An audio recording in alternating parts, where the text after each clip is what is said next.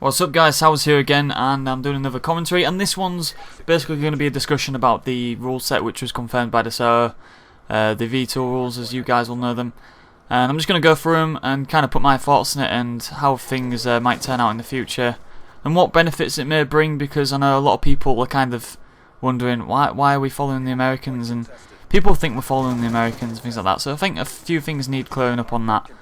And a few things need to be talked about. But in the meantime, I've got a gameplay here when I was picking up with TCM against Divinely the other night, so hopefully you guys enjoy that. Bit more hardpoint as well. I know I'm usually just uploading hardpoint, but you know, I don't think there's any point in uploading CTF S&Ds until I get a team.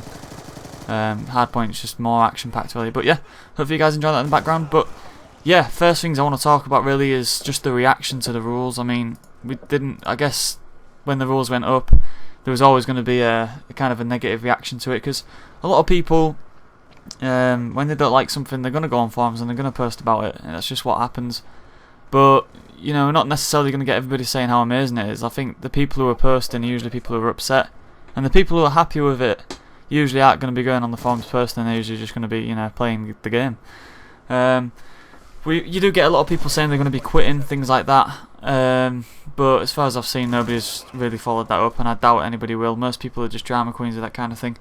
But I kind of want to go through, you know, the decisions made and the changes to the V1 rules, and kind of discuss why they're not going to turn out the way people think they are. Like, the thing with score streaks, for one, I was completely against them at the start. I made videos about it, and you know, I think I was kind of in the same position as a lot of people are right now, in the fact that it's about understanding how score streaks affect the game. Now on this game, most score streaks are counteracted. You can counter each score streak in a different way. So most of the score streaks have been banned that have been seen to be overpowered, like guardians, things like that. But EMP grenades are a massive part in countering a lot of score streaks. And you can shoot down hellstorms, you can shoot down, well, killer drones. They have to hit you bang on to kill you if you have flak jacket on. So really, lightning strikes are kind of the only score streak where really you haven't really got much hope of kind of dodging if it is on you. And I think flak jacket is a big part of making sure score streaks aren't too overpowered as well. So I think that's a good part about having that in. But I think with score streaks, is my initial thoughts were that they're going to affect the gameplay. And you look at other Call of Duties, the way they've affected the games like Modern Warfare 3. There isn't the same ways that you can counter all the air support on that game.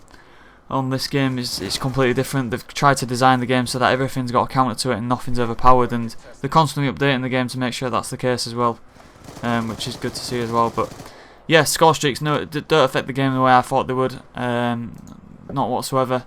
And it's the same with some other things as well.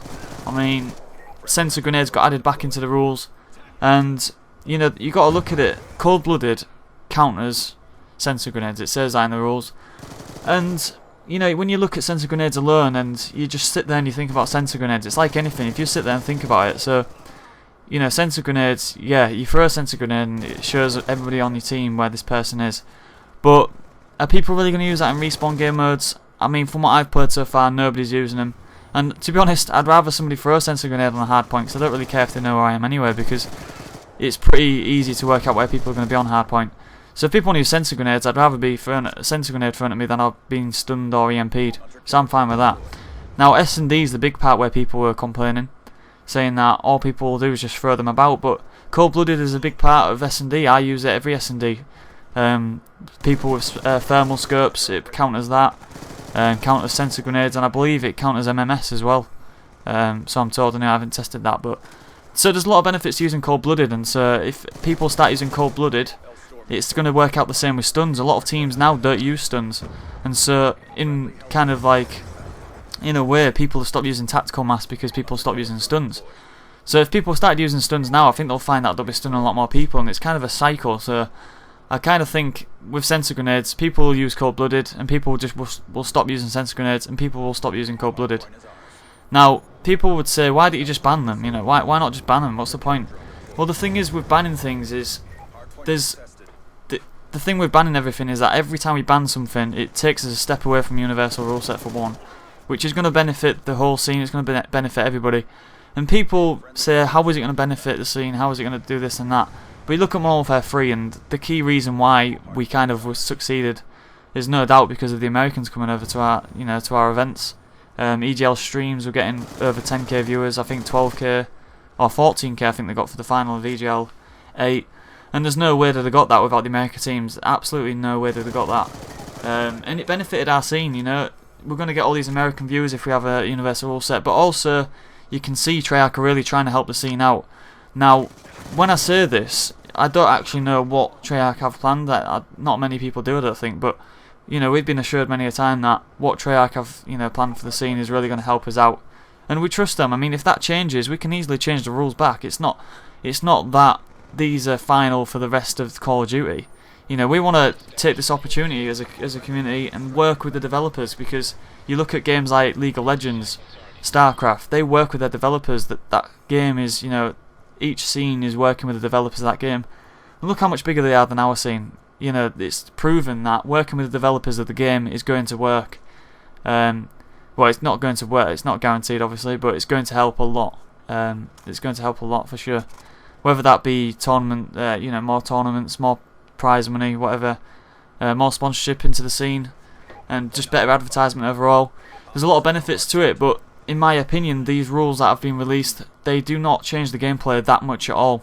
I think people just need to suck it up, play the game, and realise that score streaks don't affect the game that much at all. Yes, admittedly, it isn't as pure as we're used to in terms of rules, because on COD 4, previous CODs, it's just team versus team. You got no A's basically, but games are evolving now where there's more things to them, and we've got to kind of change and adapt. Otherwise, we're not gonna grow as a scene. And people kind of say, well, we don't really need to grow. But for companies that are in the scene at the moment, like EGL, Decerto, do you honestly think that's what they think? We're not gonna have these companies supporting our scene if we don't grow. It's that simple. Because these companies aren't just here for the fun of it, they're here to make money. And yes, they do like gaming and they support the scene, but at the same time they've got to see a future in gaming, otherwise they're not going to be here and we're going to have no events to attend. There's a lot to take into account. I know it's just a rule set, but this is an opportunity to work with big companies, and in my opinion it's a small sacrifice in terms of the gameplay. From what I've played so far, the same teams I was beating before I'm still beating. Same teams that I'm having close games with, they're still close games. I haven't really seen score streaks massively affect the outcome of games yet. So as far as I'm convinced, yeah, we prefer it if we could have the V1 rules. There's no doubt about that, I'm not going to deny that. And, that's just how it is. But overall, I believe the current rules we've got make for faster gameplay, a better watch. In some ways, they add a bit of diversity to the game. I mean, I'm enjoying the game a lot. I've said this a lot when I'm streaming. I'm enjoying the game with these rules, and I know it's because a lot of perks have been, included, like tactical mask, flak jacket, so it's a lot faster gameplay. But score streaks, I think they add something else to the game as well. So I think we just got to give it a go, see how it goes.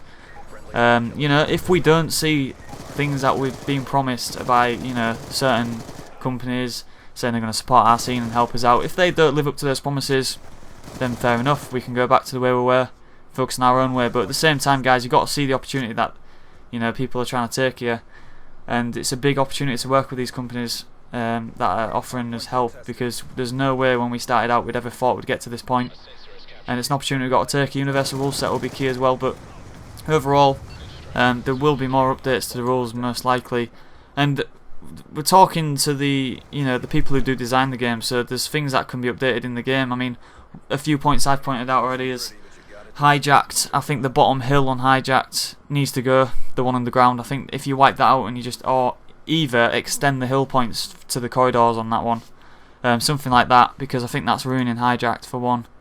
Little things like that can improve the gameplay as well. One thing that they seem quite against Treyarch do is shotguns. Now, I'm not sure what they're going to do on that, but for now I think we're going to keep them out, because there's just no way we can allow that shotguns just to dominate the game. But yeah, that's just how it is. But I'm going to wrap that up there, guys. Thanks for listening. Please drop the video a like if you found it helpful in any way, and all support really helps us out as well. So yeah, thanks for watching, and I'll see you in the next video, guys. Take it easy.